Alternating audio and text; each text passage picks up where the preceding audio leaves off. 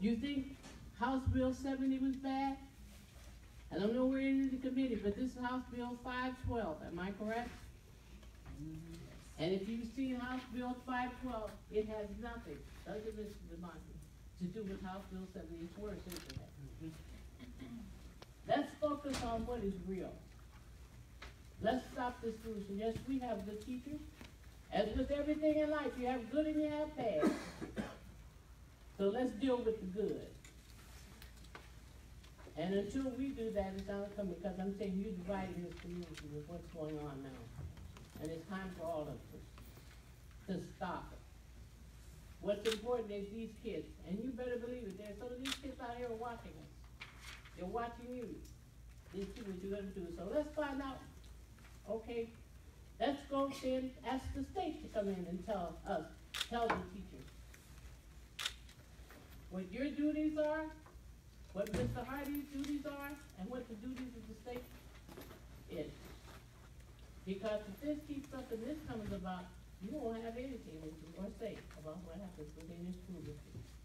It will become privatization of our school system. And that is the national, it's not just Lorain. This is becoming a national trend. Mr. DeVos, who was here into the state of Ohio, and has said, corporations build up private schools where it would be private. Then they'll make the decision which kids will be going and which kids won't. So let's stop the hate and let's communicate.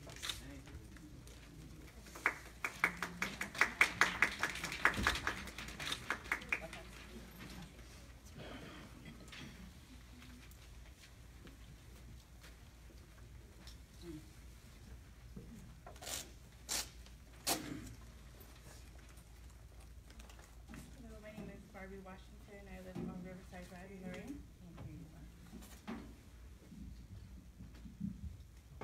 My name is Barbie Washington. I live on Riverside Drive in Lorain.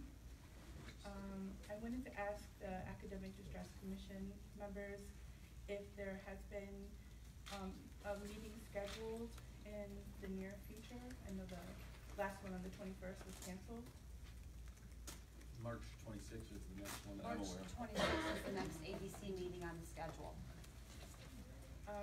There was a special meeting called, there's urgency, but nothing sooner.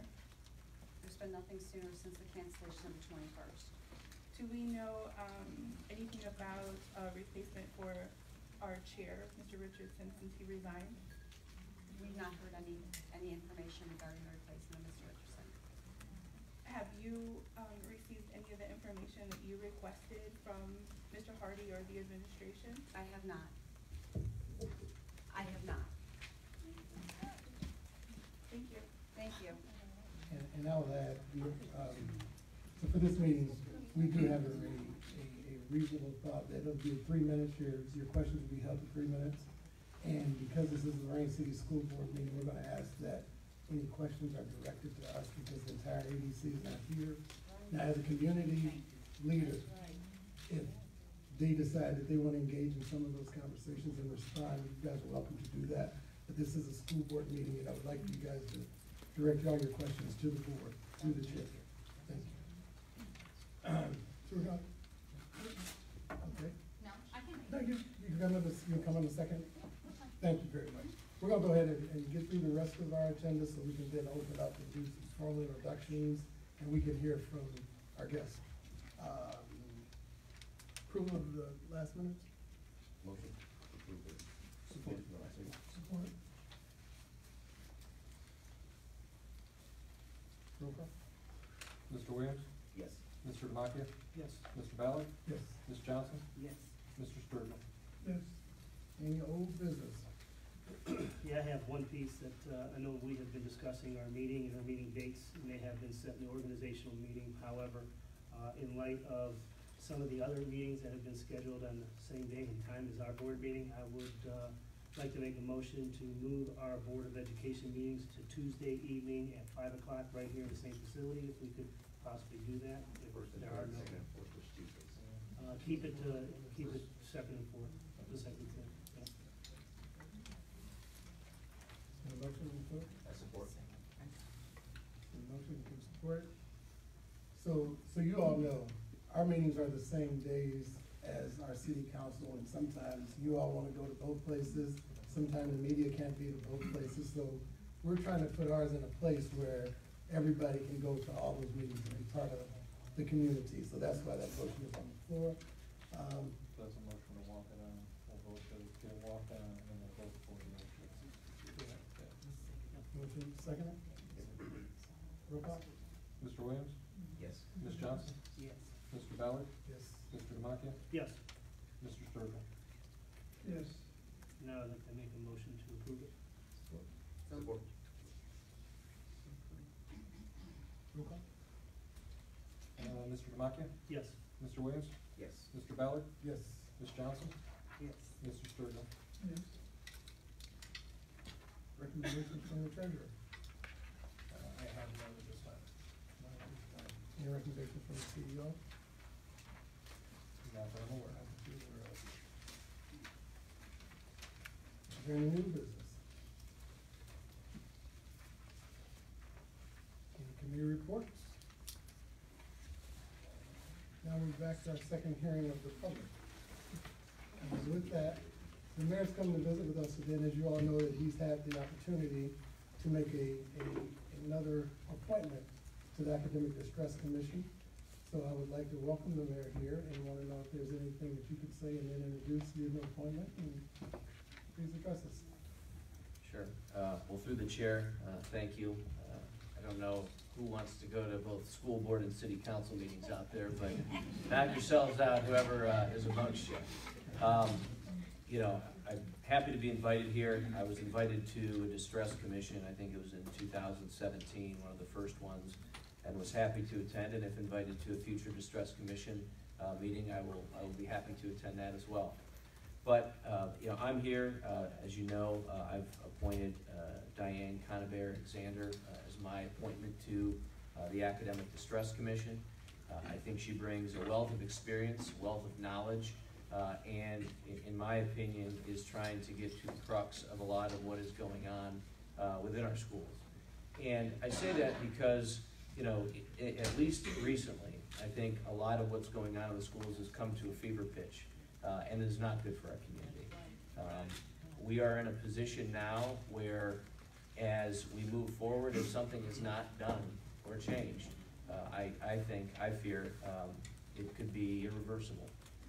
And I have to say, though, that regardless of whether it's Diane, whether it's Steve, whether it's any of the three appointees by the state superintendent, these 5 people appoint the CEO. They are the appointing authority of the CEO.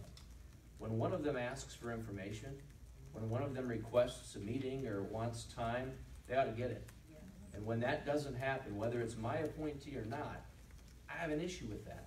That has to change. I think what we see here tonight should be extrapolated out. I would like to see, in terms of unity, a school board meeting and a distress commission meeting, a joint meeting.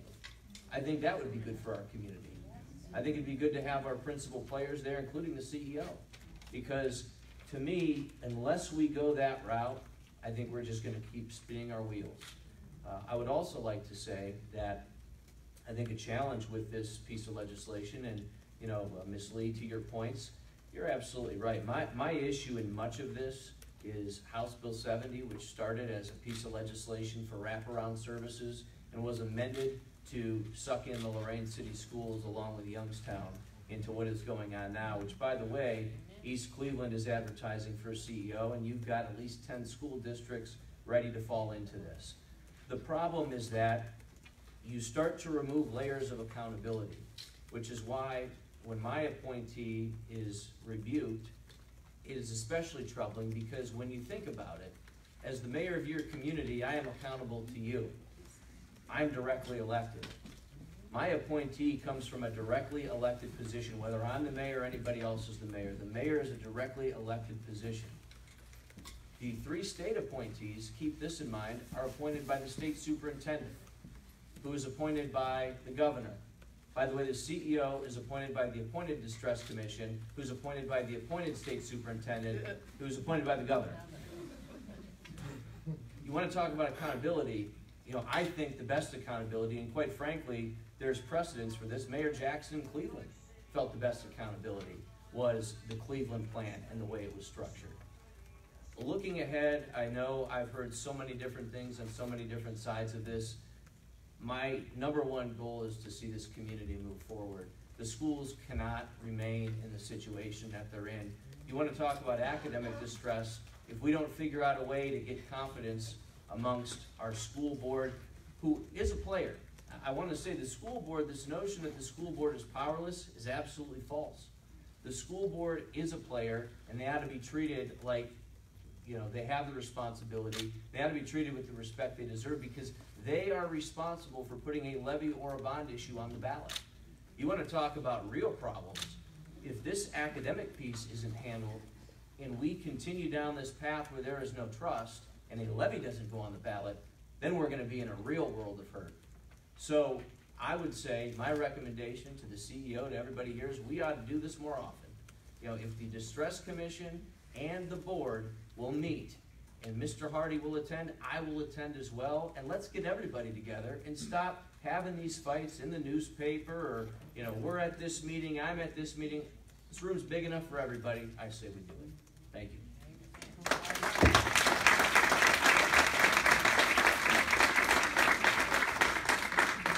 I would like your appointee, would you like to have some words? Good evening, everybody. It's a pleasure to be here this evening, and I want to thank the board members for extending the invitation to us as well. I spent 14 years in the school district. I had 3 children that went through the school district, had a phenomenal education. We did some amazing things back in the day at Admiral King and Lorain High School during the merger and during my time.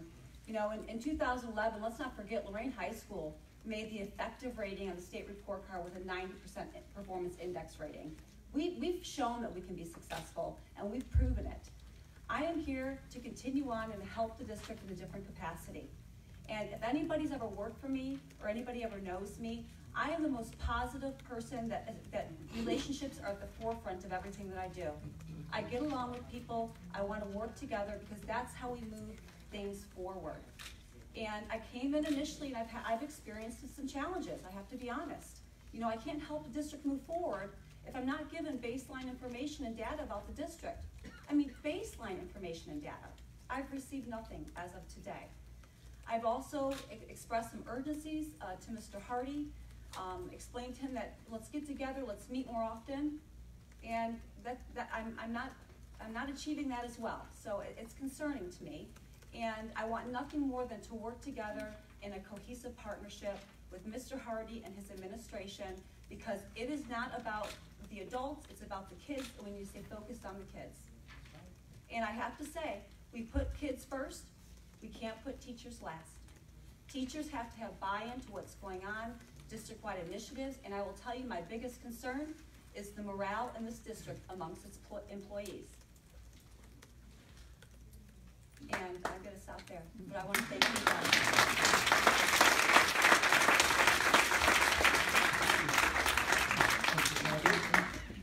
I'd like to echo everything that the mayor and Diana said, and honestly, as a teacher on this commission from the time I was appointed, it's been a very difficult and trying experience for me, because I feel like I've been dropped in the middle of a tornado, because I've got so many things spinning around me. But obviously, as a parent of a graduate of Lorain City Schools, a proud graduate of Lorain City Schools, I want nothing more than to see this district become what I know it in some cases already is, but even better, and improve all the test scores and the perception that we have.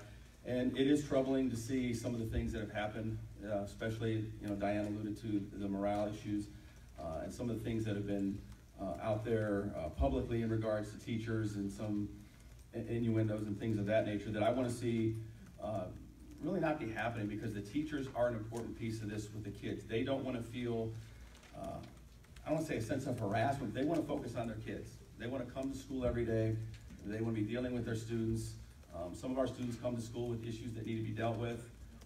I know this morning we woke up to a situation at the high school where a student lost a sibling, and the teachers reached out and took up a collection for this family. And those are just examples. There's a few students that are in need of certain things, and the teachers have responded and donated coats and you know, food items and things of that nature, because teachers care, and they care about the students of Lorain City Schools.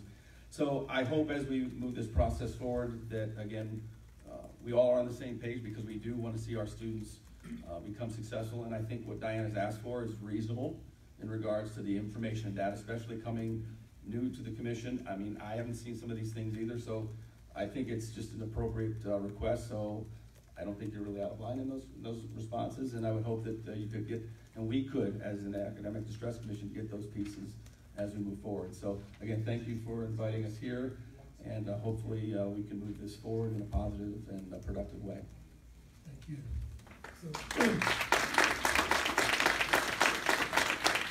for me, as we just do a little housekeeping here, I never think that there should be a time that a community should not be heard. And though this is not a town hall meeting, we thought it would be important for those who kept calling and reaching out and wanting to have the conversation and have some questions answered, that we open up and answer some of those questions that we can. We'll do the best we can, and for those that we can't answer, we're gonna get them and try to get you all the answers. That's why I need you to say your name, where you're from, your address, so we can get those questions addressed. And with that, we're gonna ask that we be respectful, nobody's attacking anyone, and try to keep those comments to 3 minutes that we get to hear. And with that, we're opening up the microphone for the public. Hi, good evening. Bambi Dillon, 228 Delaware Avenue. I have a question for the school board. I had talked to Bill Sturgill about this. I do believe that we have a state board member that covers our district too. And I was just wondering if any of you ever heard from this person. I would think we voted somebody in November. Have they stepped forward? They represent us. I looked it up, and her name is Kirsten Hill, and they didn't have an email. There was no contact information as of right now. Maybe we haven't had a meeting yet. Did you find out where I said she was from? She's from Amherst. She's from Amherst, a step away. I think we may have an answer for you. Do you have an answer? Do you have a? Yeah, she's from Amherst. I don't have her contact information, but there was a school board meeting. They had an organizational meeting a few weeks back. Mm-hmm. I was wondering if, like, why she hasn't contacted our school board, because she is a representative, correct, of our district. And I would think that she would be involved in what's going on now. Yeah. So I would hope that somebody here would contact her. I would hope she would contact us and come to the school board meetings. Maybe once she sees her name in the paper, she'll. Don't say that I asked. And also with what the mayor said, I believe I was at a meeting during the summer, was it 2017, when it was stated that the distress committee and the school board would have joint meetings. So I'm glad, I hope to see that. Thank you.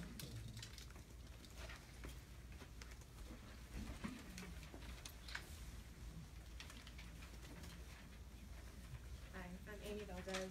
Can you hear me? Okay. I'm a speech therapist for Lorain City Schools. I live on Madison Avenue in Sheffield Lake, so I do not live in Lorain anymore. I had a couple things to say, one of which I just kind of wanted to validate Diane's comment about herself and her positivity. Because I did work at the high school when those high schools combined. Accountability, she was all about it. Getting information for us, open door policy, that was great. I heard a couple scoffs in the audience when she said that about her being positive, and as somebody that worked under her, that's not untrue, she is. The reason that I wanted to step up here though, was the fact that I attended both the town hall, the last town hall that we had, and then I also attended the City Hall Speak Up, Speak Out forum at the City Hall 2 days after that. And that was opened up by comments indicating that there was an apology to the CEO on behalf of certain groups based on the behavior or the accusations or the questions that other groups had asked. And what I'm noticing is that there is a very strong pull between races that's going on in Lorain. And it shouldn't be like that. And to quote somebody just recently on something, was commenting, a friend of mine said, information and accountability does not equal hate. If we're asking for information, then that information being nicely asked for, following the correct procedures for it to be asked for, and we're not getting it, then that's not accountability, and that's not honesty. So I'm here as somebody that's been with the district. My dad was in the district in '86, he passed away. My mom worked for the district.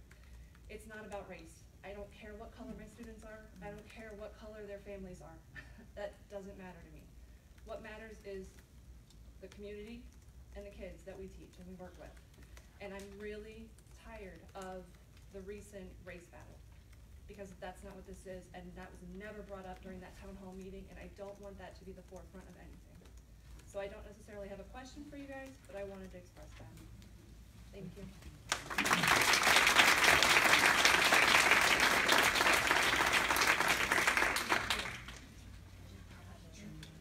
E.G. Rice, 1034 MLK Boulevard, 21st Street. Tonight, I'm representing the NAACP as well as myself as a citizen in Lorain. My heart is heavy. You got you three musketeers. You started this whole thing. Now it's gotten out of hand. My telephone has been jumping off the roof. Racism, Mr. Mayor, is getting very strong in your city. I hate to tell you that. When somebody's brown, it seems to be in leadership, they don't get respect. You say what you want to say to them, when you want to say it to them. And anybody in here that wants to have a problem with the NAACP, then you guys have problems. Because you know what? The affirmative action, the white female Caucasian got more out of that than any of us. So all of you got your jobs and responsibilities because of civil rights. And the NAACP fights racism.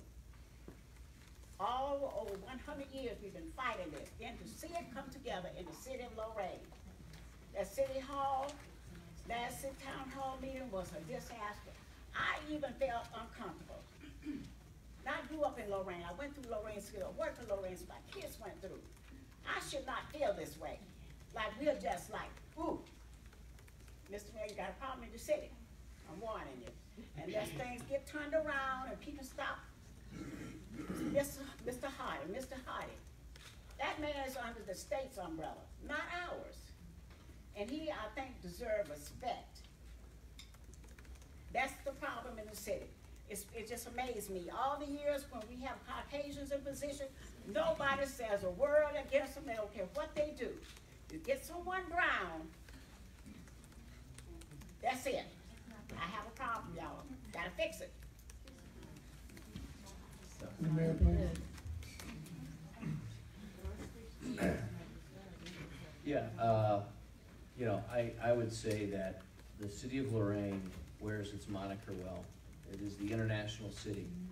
We are a city that is open to any person, any background, any race. It is one of the most open cities in what I would call some very difficult times going on right now in the United States and in the world. But I would not, and Gene and I, we agree on some things, we disagree on others, but I would say this: disagreement does not amount to disrespect. Mr. Williams, Mr. Ballard, I've got members of city council. I look at my city council, in the last 2 years, city council's been one of the most diverse bodies of people. I agree with Councilwoman Moon, and I disagree with her. I disagree with Councilwoman Carter on some things. The late Councilman Edwards would go round and round with me on any number of things. But I never equated that with disrespect. They just disagreed with me. And you know, if the thought is that because I'm Caucasian, I don't get criticized as mayor, I'll be glad to show anybody the emails and the hate mail I get on a daily basis.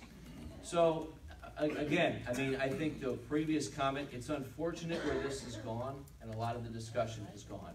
I think we have to focus on the outcomes. Oftentimes we focus on the people and we get siphoned off into these kinds of discussions. Let's focus on the outcomes. I would just like to add too, as a teacher that's been in the district for 28 years, there have been many superintendents that have been criticized publicly. Some have been almost run out of town publicly, and they were white, okay? The fact that Ms. Sander asked for data and information has nothing to do with the color of Mr. Hardy's skin. It has to do with, I want data and information as we move the district forward. So I would hate to further a narrative that this issue is about race and make this something more than just the fact that she wants data, that we've asked for data to help move this district and this community forward. So that's my.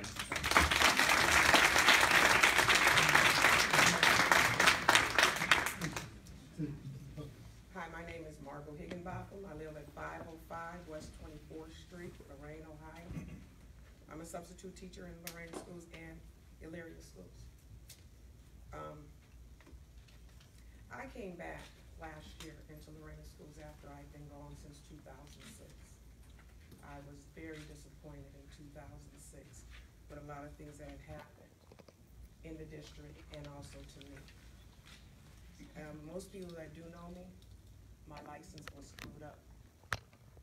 Went to school, spent all this money for my license to get screwed up by David Williams, who was the human resource person at the time. I do not have my license still today because of that situation, yes. That made Lorain put a sour note in me for a long time. When I went into Elyria schools, a lot of things were different. I established myself. Most people know me. I'm a great son. Yeah. Everybody knows me. I speak my mind, right or wrong, and I don't care if you like me or dislike me, if you know me. It's always been like that. I spoke up at the last board meeting we had when we were trying to elect the new superintendent at the time, when Mr. Tucker was leaving out. And we spoke as far as trying to keep our own out of the district. When Mr. Smith was here at the time, at the old Charleston building. I thought Dr. Hall was an exceptional person to be able to be chosen, but it was very important that Mr. Williams was one of them that was against him being there, and he was about Graham being here. Graham came in, the school district has been screwed up way back then. School been screwed up back then. But I'm more so speaking about respectability today. That's what I'm in here. And if you know me, I don't got a problem telling any of y'all off. But I've been praying to keep my mouth closed and not to say things that would be disrespectful for a while. But one thing that I can truly say is, at that last meeting we were at, that was so disrespectful. And the reason why I'm speaking on it, because if it had been us, we'd have been on the front page. I'm sorry to say that. In this day and time, if it was us acting up, and I'm talking about African Americans acting the way that it was acting, we'd have been on the front page of the papers talking about how we are angry and the other things that come out when we speak our mind. And we don't speak logically to people. The first thing that comes out of their mind is, we're angry black people and everything else that goes along with it. Now, I can speak on that because it is a true statement. So I was on Channel 5 and I had a disagreement with someone who had the nerve to tell me it was disrespectful for me to speak as far as parents not doing their job. And I had to go back on Facebook and place out what I had stated. And I had said a whole lot. But in respectability, yes, the parents need to. My daughter graduated in 2009, was on the basketball team, volleyball team, track team. This parent didn't miss nothing. Was at every conference, asked and requested information on a weekly basis. I didn't get that. But when I pressed it, and I pressed it, I got it. Because I had to learn from other people that I knew what my rights were as a parent. because teachers weren't giving me what I needed for my child. I wanted to know her grades, I wanted to know what was going on, because you don't put in things, and this is true. When I went into Elyria, the one thing that I found out is the teachers put the grades in every day. That kid knows at the end of the day before they leave out that class where they stand at. In Lorain schools, it's not like that. I'm sorry to say. I do know that. My niece graduated here. My nephew graduated 2 years ago, the first one in Lorain schools to graduate out of this high school. So I can speak from experience as my kids came out here. I graduated from Amber King in 1980. I'm old, okay? So, but the point is respectability. I see both sides of the story, and I tell this to people every single day because I'm a sub. I see a whole lot, but I don't say a whole lot. Now, I got blackballed before because I talk too much. And I'm hoping that doesn't happen this time. But the thing that I'm saying is there's both sides of the story. I see both sides. I see the teacher side, and I see the side that the state placed everybody in. Don't think that it's not there, because y'all do have bad teachers in the system. Amen. I'm sorry to say that. I know that. I've been in Stanford classrooms in the past. People have said things to me that I would have never heard people say to me. But I'm not speaking on those, because the good teachers, I know so many good teachers. Miss Better was my daughter's 5th grade, 4th grade teacher, 3rd grade teacher, one of them. Then we had 3rd grade, sorry, Miss Better. Then we have so many more that taught my child in school that I had a great relationship with. And I had a great relationship with a lot of teachers here. I'm not speaking about some of those that I know that will go on and beyond the call of duty. Miss Counterbear was the first teacher, and I love her today, because when it came to me getting my degree, I have a master's in special ed. ED, she did SBH. I went to her when she was in Lorain Middle. How do you handle the kids? I learned a lot from her. Mr. Oval, another one. I learned a whole lot from him as well. So we have great teachers too, just like we have some bad ones. But wherever it goes, the bottom line is we have great and bad everywhere it goes. The bottom line is if we have these egos that we have. We have 2 egos on both sides of the bit right now. And the bottom line is, who cares about the kids? Because if it's about the kids, we place our egos aside. And that goes with Mr. Hardy as well. Don't get me wrong.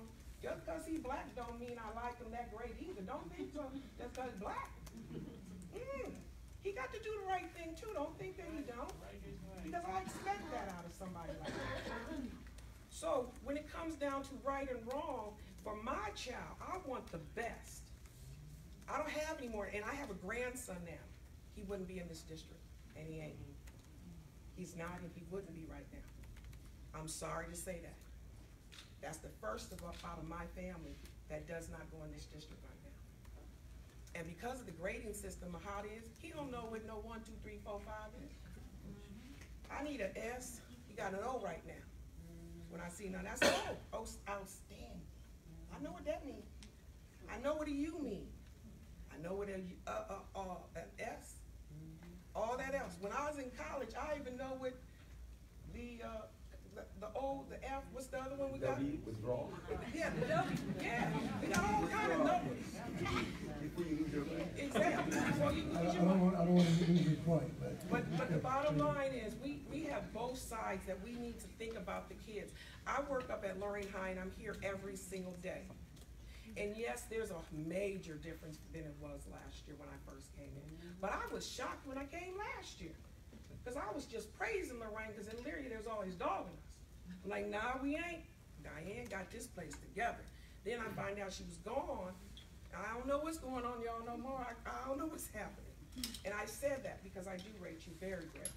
And, you know, I've always thought that about you, Diane. And I know you're not prejudiced, because you didn't have to bring your kids in this district, because most of these people don't have their kids over here.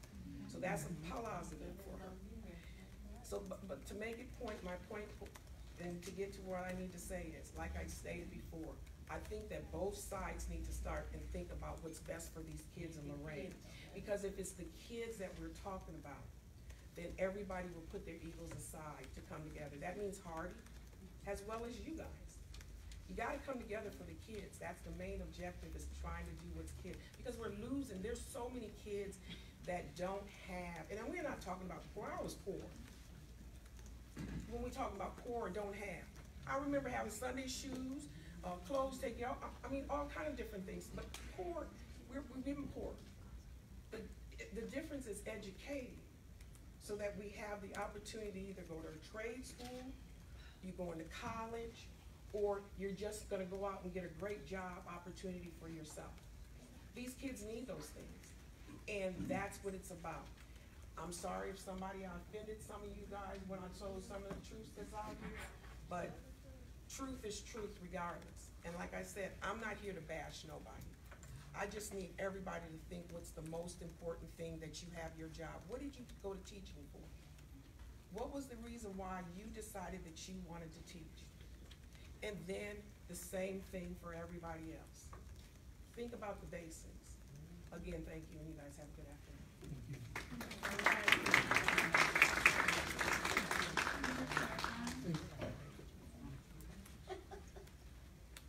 State your name, I know you did it the first time, just so the media knows. Barbie Washington, I live on Riverside Drive. I would like to address the race issue. It's been said that we are questioning Mr. Hardy because he doesn't look like us. My husband doesn't look like me. My children don't look like me. I was baptized at Bethany Baptist Church, where I was one of 2 white people there. My children served on the usher board and praise dance. I was a part of the children's band there. Race has never been an issue. My children come first. I supported Mr. Hardy last year by being on his Parent Advisory Council. I worked on his task force, and when I started asking more questions, when I started hearing more things, he stopped answering questions. We started to do more research, and our concern is the kids. We do volunteer. We do have children that play sports, that are involved in anti-bullying warriors my daughter was a part of, and most of the children that call me mom, I did not birth, and they do not look like me. I think that us being called racist, our kids being talked about by prominent people in our community is disgusting, and you did not hear anything racial coming from me or It Takes a Village or Lorain Tackles House Bill 70.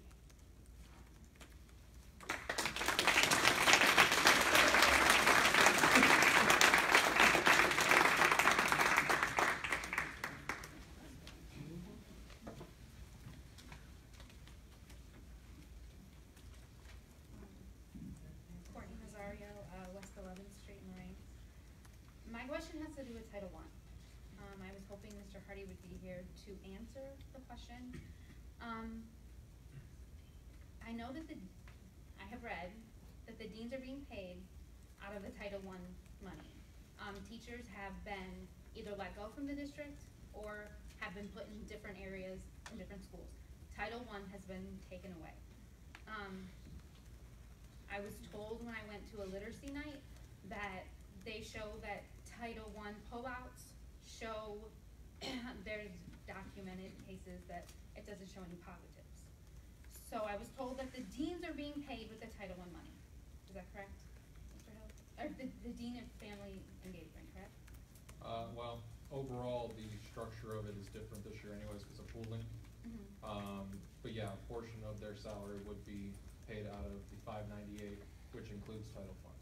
Okay, and are any of the chief administrators being paid from Title I money? Maybe the chief family officer? Don't believe so, off the top of my head, but I will look into it. Check? I'll Yeah. let you know. Let's see. I guess my question being, since the Title I money is supposed to be used to help, specifically help children, what are the deans doing in the schools to help the individual children that need help? My daughter was pulled last year as a remedial help twice a week, and she's not getting that help. The teachers aren't getting the help for the students that need the help. They're supposed to do it on their own.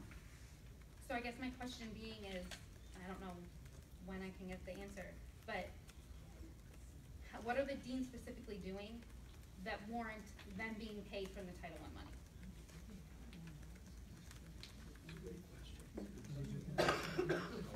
We'll get that. Okay, thank you.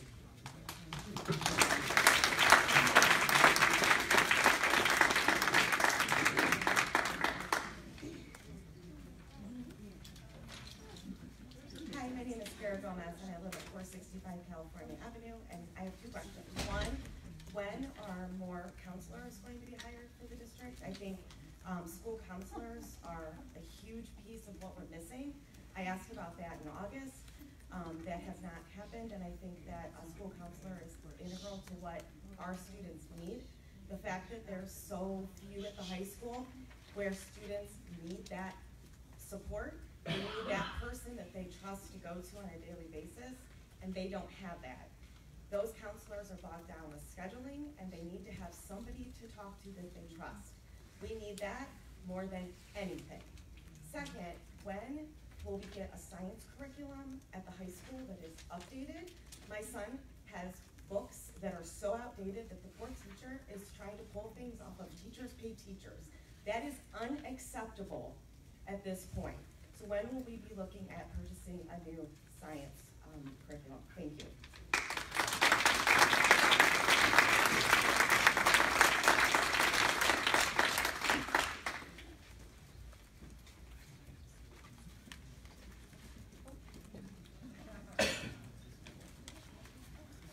Mark Walker, 2955 Lexington Avenue. On the lighter side, the kids go to school too early. They have to be there 7:15. They have to get up in the middle of the night and go to school when it is still dark. And this is January, and it's going to go on for another month or so. So I just think that they should all start the school later. And when I went to high school, we started school at 9 o'clock. The kids' puberty at that age makes them have a different sleep cycle and a time to get up. It's later, and they won't fall asleep in class, they won't be antagonistic, and they will learn more. Also, I've got a big audience here today, so I thought I'd get everybody for that one.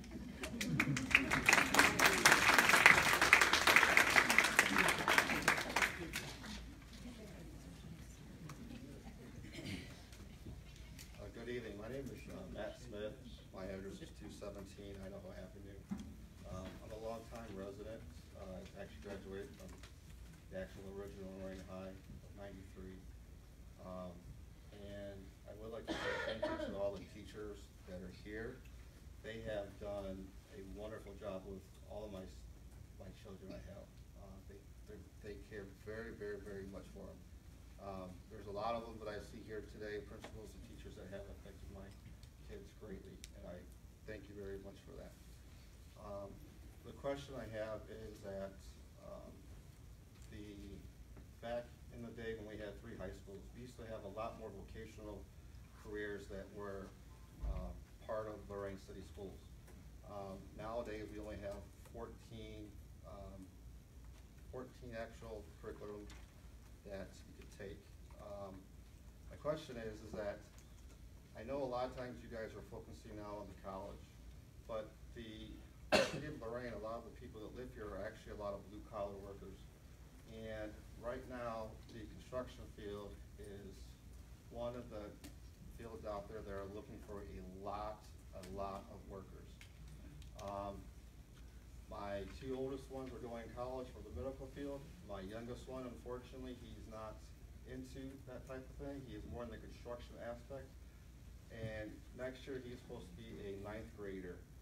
But the city of Lorain only offers one thing for construction, which is heating and air. Where the question I really have is, why cannot the city be invited to go to JBS where he has more of an opportunity? There's like construction, there's carpentry, electrical, heating, plumbing, masonry, things of that nature.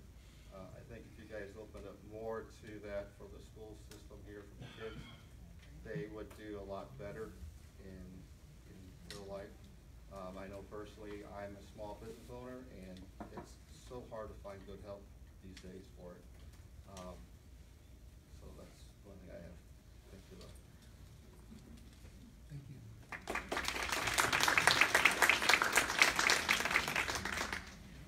Before we close, is there anyone else? Because, okay, I'm just gonna right behind you here. And then you can, yes, come up. Ms. Rhoda, you can start coming this way so you can see the microphone. I'm Mary Miller. I live on Northeast 34th Street in South Lorain. I have a few questions. Kind of going back to, I believe, the last board meeting, we were asking if the property tax money that was supposed to be put into an account from the CEO, Mr. Hardy, if it was designated to, or has it been yet? I know it wasn't then designated to go to something. It just goes right back into the general fund. Okay, because we were just curious. We thought, well, maybe that could be used for busing. We don't know if busing arrangements have been made for graduation. So just a thought. Also, I know we discussed maybe a couple meetings prior to that the extra construction money that was maybe to go to build the atrium office, or conference space. But we thought maybe it might be a good idea to consider expanding the gym for graduation in the future. We also have some youth games that we've been to the last couple of years, and we can't pull the bleachers out. So you're using all the courts, so it might just be an idea that we thought we'd bring up. I don't know if this can be answered here. I can save it for another time, but I'll bring it up. We know that it was brought up that perhaps the original or the members of the ADC prior to the swearing in of Mrs. Sanders, were they ever sworn in? And if not, I mean, would the contract or any decisions they made even be viable? Just kind of a question. I don't know. I'm not a lawyer. I don't Right, know. okay, then me neither. So that's kind of where I thought I would address the question, or somebody can find out or get back to me otherwise. Also, we were hoping to find out more about any of the legal options that were brought up in the March meeting of 2018, almost a year ago. We know there were two. The second one being that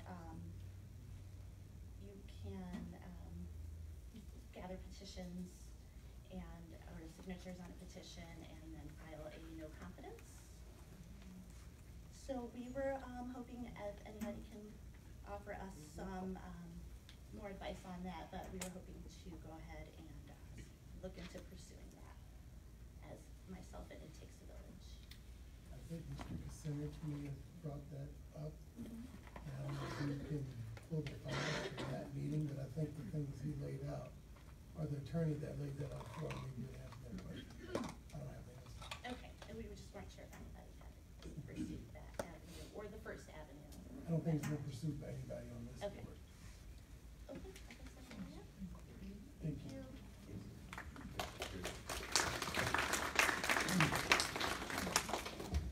Okay, Lily, I have a question. The young lady just finished talking about petitions for no confidence or whatever years ago. If that's the case, I would say to you, and I would be one of the ones that you need to call your Ohio Department of Education, Mr. Barron, whoever is in there to explain exactly the role of our board, school board that we elected, and the role of the CEO who they put in there, and what their duties are. I agree, there are a lot of things that need to be done when they're talking about counselors. We very much need counselors, and our kids have no business leaving, going out of middle school into high school and not knowing how many credits they have, what courses they need. And it's happening. We had over, I think it was 100 kids who did not graduate because of the new standards that they have out. Am I right, Ms. Bingham? I don't know off the top of my head, honestly. But, I mean, these are the things that are going on and happening in our community. It's still out there, okay? Are we going to do something about this? Are we going to come together? Because I think now it's time for the state to step in and explain. Also, because here it is. Anyone that reads a copy of my summary of it, our representative, Mr. Ramos, at called, they sent me in House Bill 512, which is in committee, as you know. And if it comes out of committee and goes to that floor, you haven't seen anything yet. Am I correct? Have you seen it, Mr. Ramos? You have. And you know what it can do. You know it is detrimental to our educational system, is it not? Then these are the things that we need to be concerned about. These are the issues that we need to address. And we began and we need to do it now. Because see, I can sit here and tell you, I'm one of those who came out of a one-room school in Mississippi, who went through segregated schools. I know the importance of an education. And I know how important it is. And you think about Black History Month, you think about Dr. Martin Luther King, and then he probably looking down, shaking his head, saying, what's going on? Because see, this is nonsense. And don't say it's not divided out here in Lorain. It is. Yes, it is. Don't even start to think about it. It is. But we can stop it. And see, y'all can't say anything to me because take a look at me. I'm international. See, all right, Rhoda. I have a brother buried in Heidelberg, Germany. I have a brother in Canada. I have him in France. So I'm all over the world. And I'm going to stay here till I leave. But I'll tell you, I'm not going to shut up. And I'm telling you out there, you better stop it. These kids are watching it. And our children need help. And it's about the kids, not about us. Let's get this state in there and let's straighten it out. And I'll say to you, Rhoda, since I've been put into this chair, when Mr. Richardson was in his office still, we did meet and we did talk several times, and we still communicate. Okay. And with the CEO, we've talked on a weekly basis since I've been here, and we've met on several occasions, and we're trying to communicate because I'm with you. As long as we can do what's best for this community, as long as that's the goal of everyone, that's what we're going to do. And as long as he's the CEO and we're the board, we've got to do what's right by our kids. So, You gotta do what's right about our kids. There's no competition stuff. Crap gotta go. through the chair to the mayor. On your point, Ms. Lee, and on your point, Mr. Ballard, I would recommend to the board before you adjourn, to show that spirit of unity. I think you should take a vote on sending a letter to the CEO and the Distress Commission requesting a joint meeting. I think that would be an appropriate step to show unity. This is not new. I mean, let me just point out the reality of our situation. Again, since the CEO has been here for 2 years, he has been invited to our Board of Education meetings. We have tried to meet with him. We've asked for information, and he has blatantly refused that. I mean, we didn't create this division that everybody's talking about. This guy came in, and he could have taken a couple different paths, and he chose a path in which I believe, and Mr. Pickering has the data, and I would say this, that when we are fabricating and misrepresenting data to prove a point, I believe that it is a blatant attack on our educators in this school district to point the finger at them and say, look, we told you House Bill 70 is saying public education can't educate kids and you guys are the problem. That's what's going on here. The blatant refusal to give readily available information, not only to this Board of Education, but to Mrs. Zander and anybody else who asked for it, there is something wrong. And I'm not sure what he's hiding or anybody else is hiding, but we can sit here and sing Kumbaya and hold hands and hug it out, but the reality is We have attempted to meet with this CEO, and he has refused to do that. He refuses to communicate with us. He drew that line in the sand. We're just dealing with the situation we have. I have kids in this school district. You think I want to sit up here and do something that's going to jeopardize their future? And let me tell you something. Every one of my kids' teachers have been fantastic. My kids that have went through this school district have learned a lot by a lot of great teachers. I taught with some of these folks. I know what they do. I know what they're about. I know how they act in their classroom and what they truly are here for. These educators do an excellent job. And this CEO and its administration has put out a full-out attack on our teachers. The way they're evaluating them. There was a teacher that got visited 10 different times by her dean or whoever these people are, 10 different times in a single day. If that's not bullying, I don't know what bullying is. When we are looking for reasons to say you're not educating our kids, there's a problem here. So we can paint the narrative any way we want. The reality is what it is. And I'm telling you right now, in this current situation in Lorain City Schools, under this CEO, is a devastation. The irreparable harm that these unqualified and incompetent people have done to Lorain City Schools and our students is not going to be, it's unrepairable. It truly is. Think back, Ms. Lee, I'm speaking. And I'm not wrong. I've been dealing with this for the last 2 years.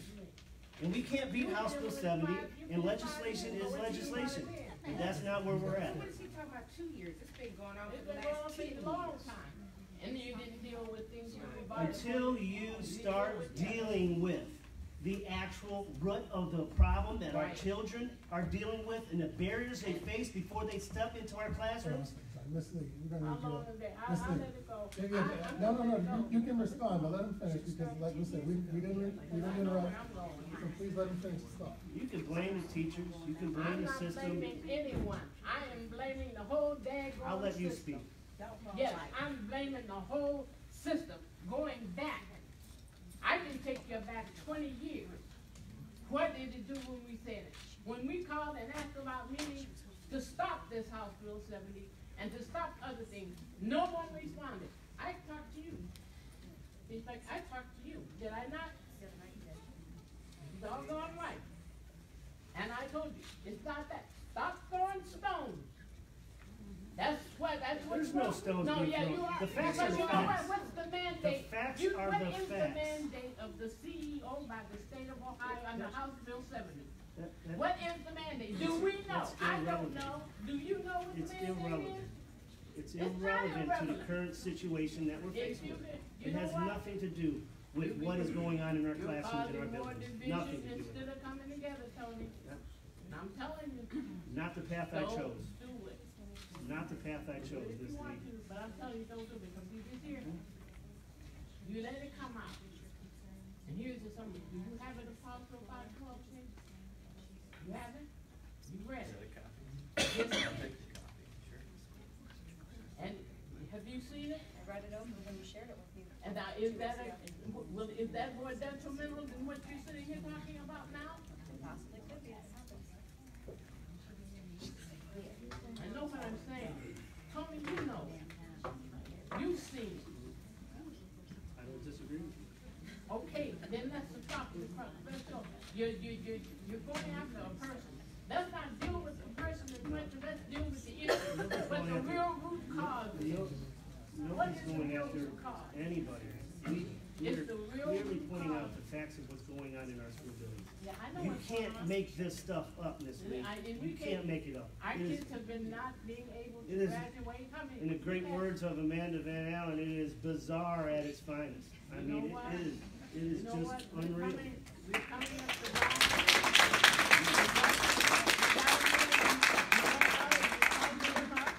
Okay, they're all sitting out here.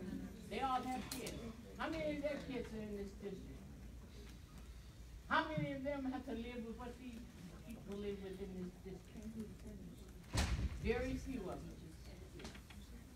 So what about that? I'm concerned about having good teachers, good students, parents. Let's deal with that. No, I am not about to see us attack. You didn't attack the others that were in here doing and weren't doing the doggone thing. This district didn't get like this overnight. It was like when you came in. Now, am I right? Don't do it. Come together and let's work on what is really relevant. Let's get the state. And I'm here and I'm right now telling you, I'm going to make contact them. Because they need to come in here. They need to come in here and let you know, let us know, let the teachers know, let everyone, the employees know, and our city know what's going on. We sitting on the doggone jewel and what we do, we just letting it rot. Am I right? We've got a lot of things to do in Lorain. Lorain is a jewel and could be sparkling if we stop this nonsense. Don't do it. Yeah, well, they'll come in. We'll get them in. Let's come together and let's stop this crap. It's not going to do us any good. And it's not going to do any good for our children. Today, I think we've had discourse that has been what everybody needed. We needed to get this out in the air. We needed to have discussion on all of this. But we can't continue just to talk and it goes nowhere. So what we need, and I would suggest this over and over, a retreat where the CEO is definitely coming. The commission will be there. The Board of Education could be there. The president of our union for the teachers will be there. And perhaps they could designate a parent or maybe one or two to come, and let's sit down and let's get this unscrambled. Because everybody that says something has a valid point, because they're seeing it from their point of view. And you can't tell them that they're wrong when they see that, what's going on. So the person that goes into the schools, they see one thing. The other person, and I didn't know that, how the teachers are feeling. I found that out recently, and I was devastated because teachers cannot be emotionally traumatized and work. That is not what's going to happen. If we don't have enough counselors, that's another point. But we need to sit down and draw up a plan, step by step by step, and check it off as we complete it. But if we keep just talking about it and airing our differences, then nothing's going to happen. We're going to stay right here.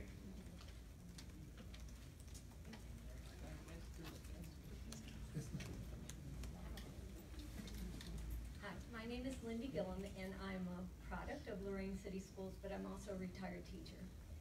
And everything that I've heard tonight could be solved very easily. People want answers. The community wants answers.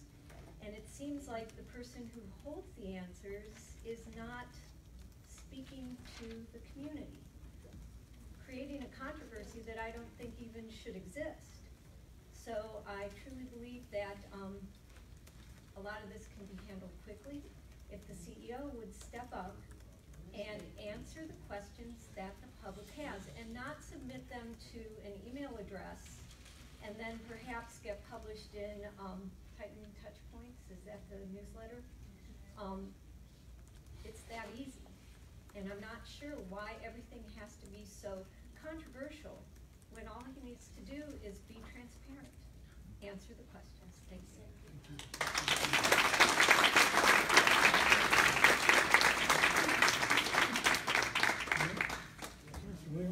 Yes, because I am a little bit apprehensive about what I'm going to say.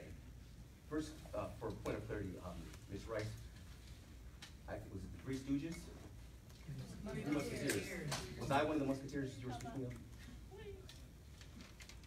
Is she question? Listen, I'm still waiting on the letter. I know you sent it my mule train, right? It's been like 5 months. You guys hold the NAACP. I asked a simple question. I'm sorry. Was I one of the Musketeers you were speaking of? You think on it. Okay, so, and I want to be really clear because normally I think that elected folks, we just take the hits when they come. And that's what we do, and we should do that. I am clearly, for the record, not speaking with any regards to the NAACP. an institution that I respect. However, when it comes to Eugene Rice, I have probably not been disrespected by anyone as much as I have been by Ms. Rice. You sit in our meetings, you laugh, you talk when other people are talking, you're disrespectful, you disrespect our meetings and our guests. Gentleman behind you kept saying, shh, shh. So for me, personally, I'm simply not going to any longer let you say the things that you say without responding back to you. So I greatly respect the NAACP. The way that you have talked about my peer board members, the disrespect that you have shown verbally, proudly, is unacceptable. And so if you think that we're just gonna sit and allow you, because at one stage, you know, we would use these things, well, we respect our elders. Well, we're now old enough to die of natural causes.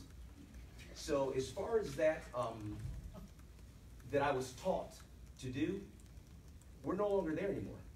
And if you think that you're gonna walk into our board meeting, sit there and be disrespectful, laugh, talk, giggle, heckle, all that stuff, without anyone saying anything, that's not gonna continue to happen. And you can call me a musketeer or whatever you wish. If you think that making that statement, your opening statement, was respectful or reasonable or appropriate, I disagree. And I would suggest that most folks would disagree. That is not the way in which I would think the NAACP would expect its leadership to engage. Now, we can disagree about a lot of stuff. We don't have to agree on everything. But that approach, I don't think is reasonable.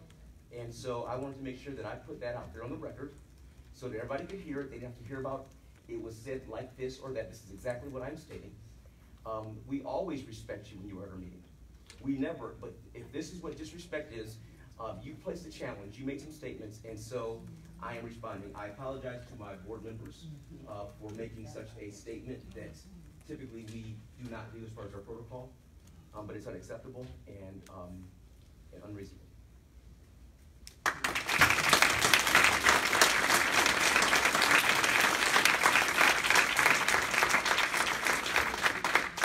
not gonna debate, but I guess you forgot about 2 or 3 months ago what you said to Ms. Rice. You forgot that, right? What is it? Remind me, please. There was a personal attack on me. Yes, you did. Okay. Anyone else? I have one more question. Yes. And this is for the treasurer.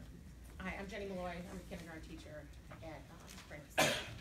Since our SLO, which is part of our growth, which is our growth measure, is attendance, is there any additional money going in to help with the attendance problems?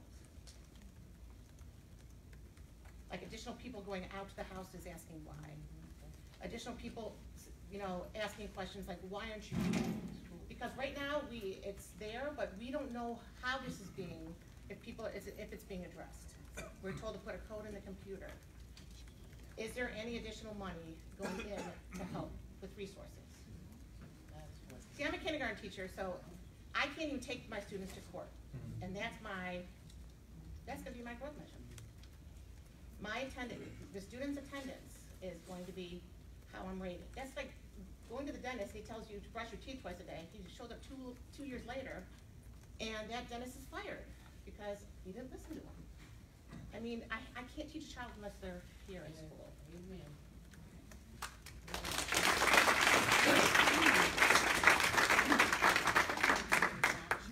As you see, I'm letting this kind of linger to make sure we're covering everybody's questions, because we don't want it to be said that we don't allow you to talk at our meetings.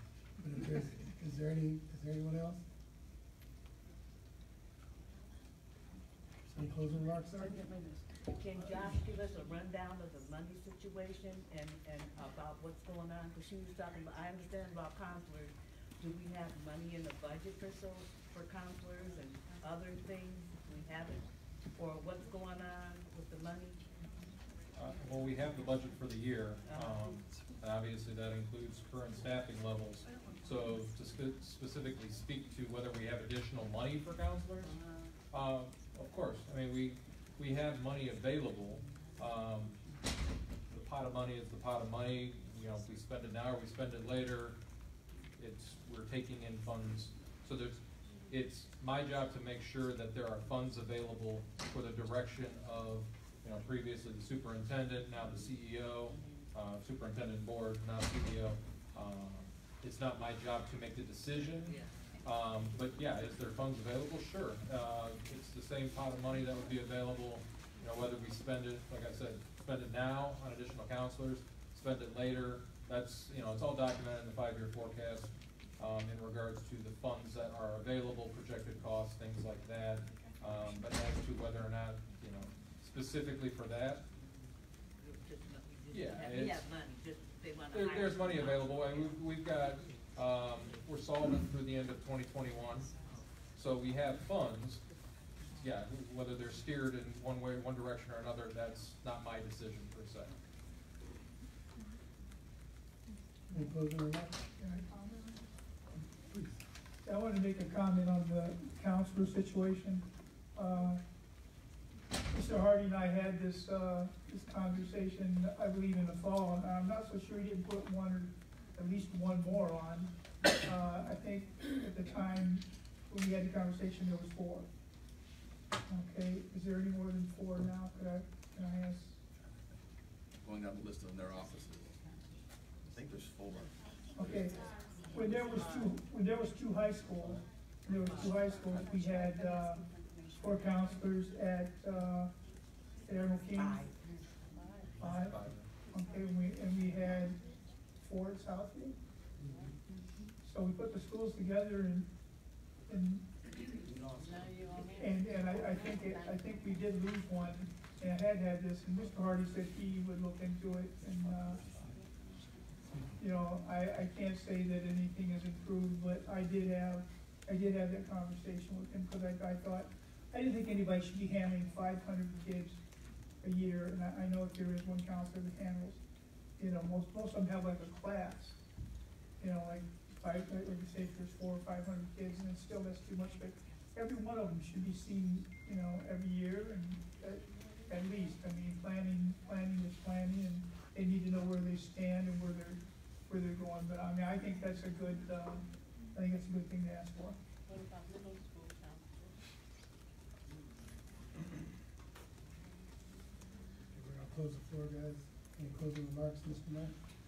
Yeah, to the chair, I would just say, my last comment, and to what Mr. Demakia said, I think you are echoing the concerns of the community. You're echoing many of my concerns about what's going on. But I still think, and I'm aware of past invites and what have you. I'm aware of not being required to attend. I said the board puts it on the record. If you do, tomorrow I will send from my office to every Distress Commission member and CEO Hardy my desire to see it and my plan to be in attendance at that meeting of both coming together and how it is long overdue. To Ms. Lee's point, now that the new governor and his administration are in place, you can be certain that I will be active down there explaining the situation of Lorain City Schools and what my views are, and I will let them know of my request to have this joint meeting and how imperative it is to get everybody together, and I would hope that they would support that position. I make a motion that, as per the recommendation of the mayor, that we issue a formal invitation to the commission, to the CEO, and that you would then get with the chair, work with the chair, that's going to be interesting, to set the agenda up for that joint meeting. There's a walk on both ends. Mr. Williams? Yes. Mr. Demakia? Yes. Mr. Ballard? Yes. Ms. Johnson? Yes. Mr. Sturgill? Yes. And I would now motion to issue the letter of invitation. Support. Roll call. Mr. Williams? Yes. Mr. Demakia? Yes. Mr. Ballard? Yes. Ms. Johnson? Yes. Mr. Sturgill? Yes. Just as a courtesy to, yes, you guys have a closing remarks, you guys do.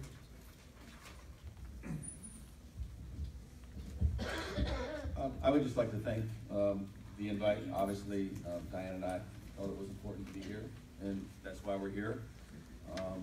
We were disappointed that the Academic Distress Commission meeting that was canceled last week, and we want to thank the people that reached out to us because they wanted questions answered.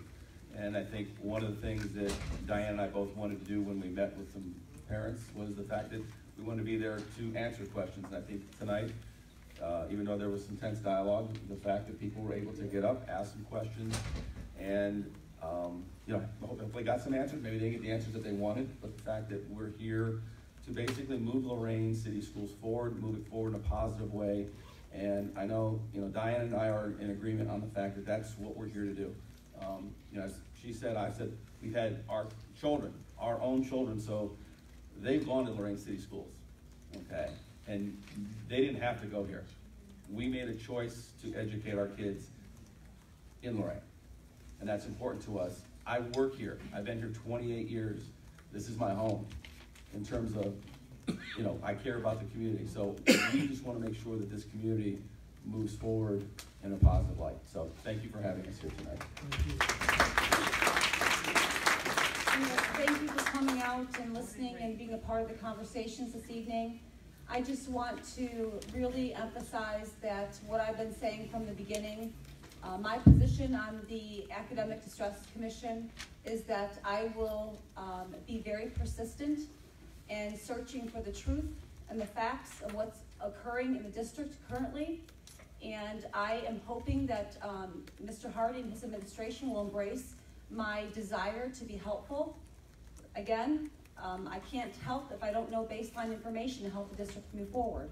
I have a lot of background knowledge and I can be very helpful in designing programs and bringing people together.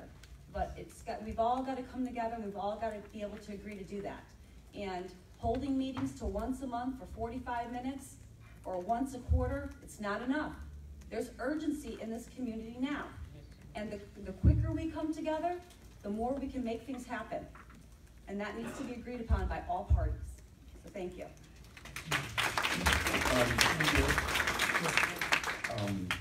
Congratulations and an exceptional job of navigating a very difficult meeting. This was our new chair's first meeting, and it's quite a bit to navigate, so you did a great job. And for the record, I will add that we did send out a formal invite to all of the ABC commissioners, and some of them did respond that they would not be able to make it tonight, but they all did respond. So, just for the record. So our next meeting is February 12th at 5, right here, and we will send out that formal invite. And I need a motion to adjourn. Support? Support?